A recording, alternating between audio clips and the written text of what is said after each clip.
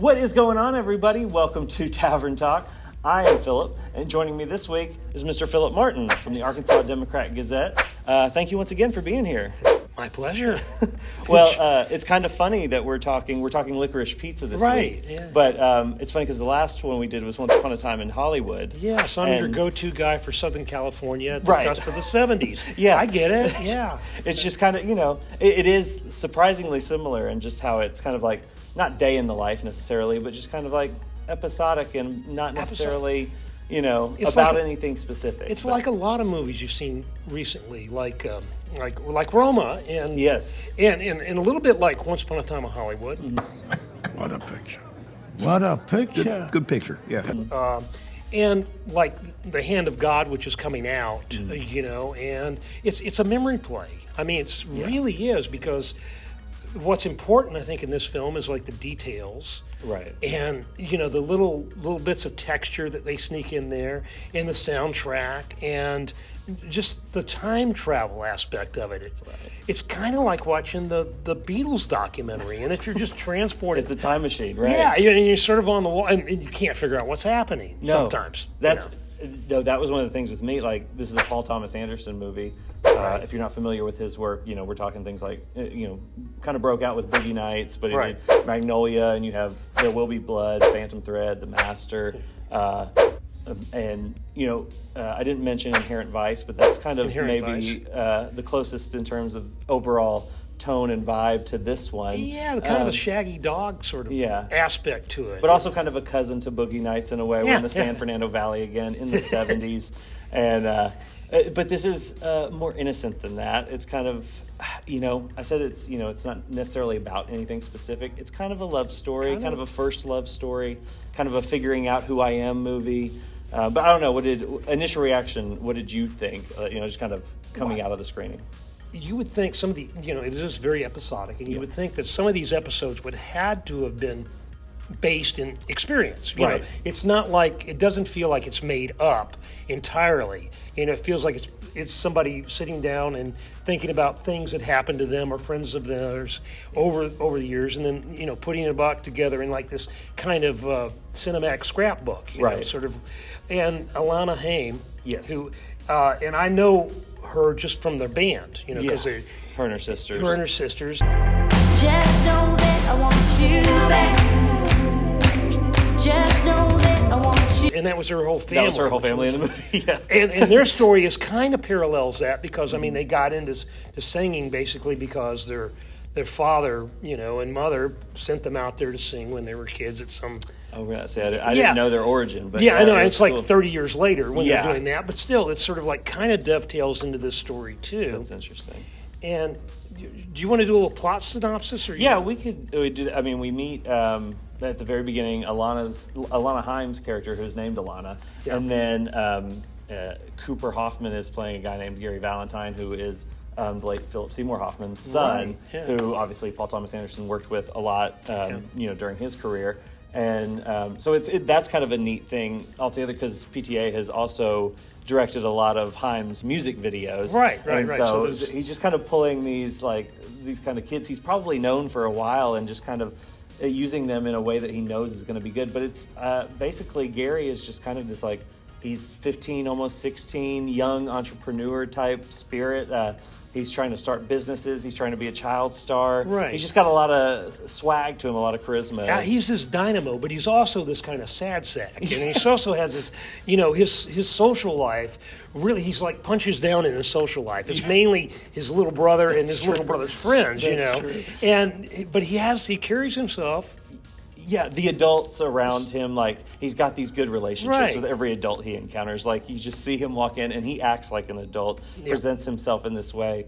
But then there are other times, when it's she's fed up with him because he's such a teenager. But she's older. She's kind of in this, middle stage where she's trying to figure out what she needs to do with her life, what she even wants that to be, what she wants her life to be. Yeah, she's a 25-year-old who is not quite left the nest. And it's sort of an interesting dynamic, because she's the youngest sister. Right, I thought They're about all that, too. living at home. Yeah. You know, What but is the other going on two here? seem to be, you know. Yeah, a little- one's working for the mom and dad who are realtors Right. and or in real estate, and and yeah, it's just him. You know, he's constantly trying to hit on her and make moves, and she's just kind of like, "You're way too young for me. Get out of here. What are you talking about?" But she slowly kind of She's gets pulled drawn into to him, though. Yeah, She's drawn to that dynamism and that sort of the fact that he's actually doing these things that he Yeah. says he's doing. You know, Yeah. he does have his own PR firm after a fashion, and he does go on and start this waterbed business, and you know, he's and got a pinball hall, and it's one of those things where like I didn't know what to expect from scene to scene. I was like, I have no idea where this is Right. going. So I mean, the fact that there's a waterbed subplot and a pinball, like all that kind of stuff, a mayoral race, I think, Right, and so it's just like it goes in any direction. But at the same time, it was like, when he first pitched his PR firm, I was like, oh, he's full of it. He's just Sure. trying to Exactly. schmooze her or whatever. But he does. He does. follows through, and he continues to follow through. And she kind of likes that because I don't think has been able to do that yet. yeah, it's like I said, I would assume this is like a memory play. This is like P.T. Anderson Yeah. going back and remembering his friend. It's Yeah. allegedly based on, I forgot the guy's name. I think He's it's a producer now, Gary Gitzman or something Yes, like that. something like that. Yeah, yeah. And and apparently he was like this as a kid, and P.T. Anderson was living in the Valley and he was tangentially, in show business because his dad was the great horror host Goulardi, which my wife Karen grew up watching in Cleveland. So it's like.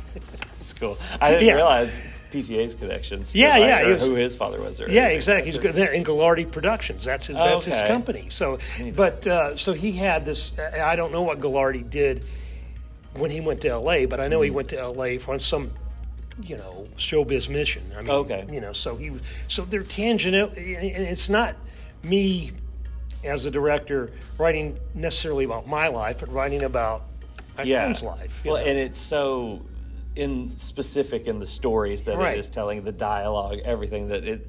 Yeah, you sense the authenticity of it, the truth of it. Yeah, you really do, and you see it in the in the fabrics and in the look of the stuff. I mean, it's amazing the time machine aspect of it because Yeah. you really do get drawn back into that. And for somebody, the thing I can say is for somebody who doesn't have any connection to that world, I don't know how they receive it. Yeah. So, I mean. Someone your age, for instance, Yeah. who doesn't doesn't have firsthand knowledge of that. I mean, you probably have a better sense of that through the movies and movies. everything. That's And, exactly what I was gonna say. which is a wonderful thing because now we can look back clearly, more than 100 years and see what people looked like and what they were doing and how they dressed, Right. how they moved, and all that. But at the same time, I think this could be a film that some people would just, not feel it at all.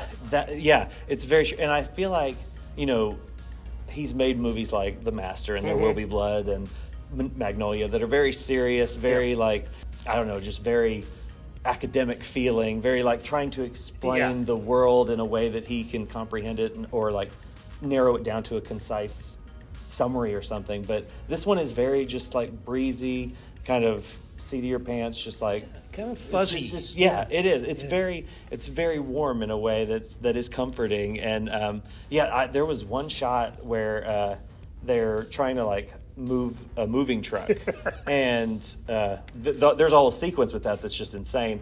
But I was looking at like the power lines and then all the cars in the alley behind it, Right. and like they were all period, and just the fact of like where that location was with the extra telephone wire and everything, the detail was really inspiring. It looks and so was just- good. You come out of the store and you're on the street and there's this mountain looming. The Hollywood Hills Yes. are looming right up there, and it's shot on location. Obviously, Yeah. I mean, it shoots it where these things were.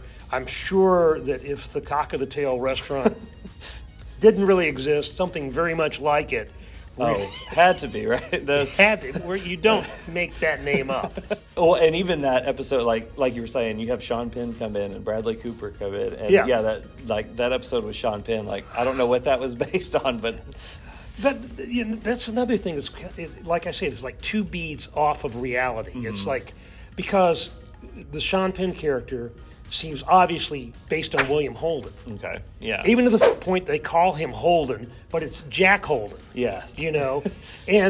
But then they turn around and John Peters gets really named, and I mean, I don't know why you pick on John Peters. Well, not Bill Holden. My question was going to be, so I did not recognize the John Peters name when he said it. So was he like notoriously an a-hole or what? Okay, Warren Beatty's character in Shampoo Hey, listen, baby, I'm a star. I'm a star. was allegedly based on him because he started out as a hairdresser and he ended up married to Barbara Streisand. I better say it right now. Barbara Streisand? Barbara Streisand. Sand. Sand, yeah, like sands. Like the ocean, like Barbara beaches. Streisand? No, like Streisand. Sand. Yeah. Streisand, Yeah, get it right. But and Bradley Cooper, I'd forgotten that Bradley Cooper was playing that do, character. yeah. It's just wonderful. He's just great in that role. I love it. He's so good at being an a-hole. Like, he's just good at it. Like, he was like that in the Hangover movies. You're not my friend.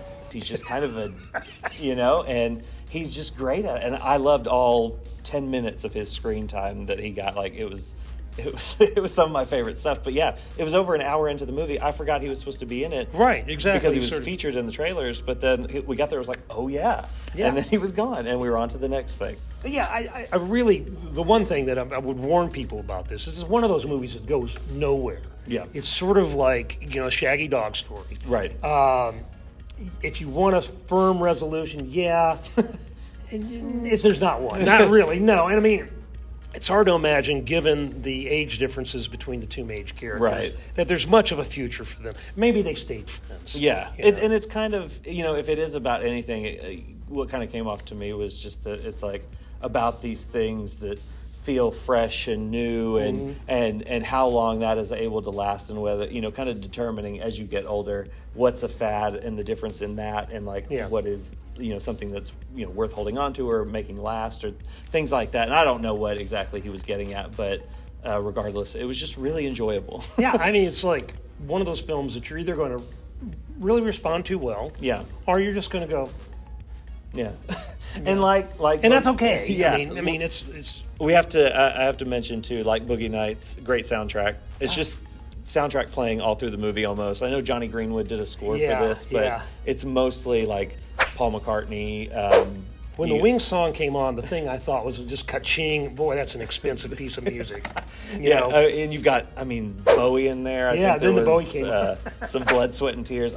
There's a lot of music. David and Clayton Thomas, all that stuff. It's good stuff. Yeah, it's going to be one of those films that people who enjoy it are going to enjoy it again and again. Yeah. And that's all the P.T. great Anderson's. thing. Yeah, that's the great thing about kind of the episodic nature of it too. Is this feels like one that if it's on, I could drop in at any moment and enjoy it from that point on, because you just like, they're at this part, great, I love this, and then you just get hooked. On Tavern Talk, we do out of 5 stars initial reaction rating. So what would your initial reaction star rating be for Licorice Pizza? I could do half stars. Right? Yeah, absolutely. I think 3.5. I mean, and I would nudge that up to 4 for someone like me who. That was my junior high school. With the lockers on I went to a junior high school that looked just like that. Yeah. And, and I was around in that era, and, so, but I have to hedge it back a little bit for a general audience. Just sort of like, I think that most people are going to enjoy it. Yeah. And some people are really going to like it. Yeah. And a significant minority are going to be. What was that about? Yeah, what was the point of it? Yeah. No, I'm going to go a solid 4. Like, I really enjoyed it, and I think it'll be interesting, like, just in the kind of span of his career where this fits into it, because he does have such kind of monumental, serious works, and then this definitely feels like, I'm going to chill out and take it a little easier. So I think it's great when they make movies like that. When serious directors make movies like this, I really do like that. And usually those are some of my favorite, Yeah, it's just let it take you along for the ride. Like, it's really enjoyable, and I think, definitely check it out. If it's playing at a movie tavern near you, definitely do that. Thank you once again, Philip, for joining us. I appreciate it. And thank you guys for watching. If you haven't already, hit the subscribe button, hit the little notification bell. That way you get a notification every time we upload a review, which we try to do once a week, a review of the biggest release. So thank you for that. Thanks once again to the Movie Tavern for letting us shoot the show here. And we'll see you guys next time. Peace. What is that, a V?